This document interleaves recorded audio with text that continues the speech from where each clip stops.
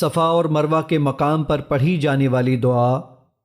پھر نبی صلی اللہ علیہ وآلہ وسلم نے صفا سے آغاز فرمایا، اس کے اوپر چڑھتے گئے یہاں تک کہ بیت اللہ کو دیکھا، پھر قبلے کی طرف منہ کیا اور اللہ تعالیٰ کی توحید اور کبریائی بیان کرتے ہوئے یہ الفاظ کہے، پھر اس کے درمیان دعا فرمائی، اس طرح 3 دفعہ کہا۔ حدیث لمبی ہے اور اس میں یہ مذکور ہے کہ نبی صلی اللہ علیہ وآلہ وسلم نے مروہ پر بھی ویسے ہی کیا جیسے صفا پر کیا۔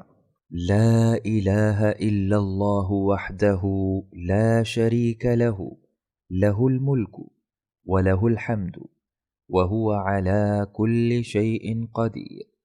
لا الہ الا اللہ وحدہ انجز وعدہ ونصر عبدہ وہزم الاحزاب وحدہ۔ اللہ کے سوا کوئی معبود نہیں، وہ اکیلا ہے، اس کا کوئی شریک نہیں، اسی کی بادشاہت اور تعریف اسی کے لیے ہے، اور وہ ہر چیز پر کامل قدرت رکھتا ہے۔ اللہ کے سوا کوئی معبود نہیں، وہ اکیلا ہے، اس نے اپنا وعدہ پورا فرمایا اور اپنے بندے کی مدد فرمائی، اور اس اکیلے ہی نے مخالف گروہوں کو شکست دی۔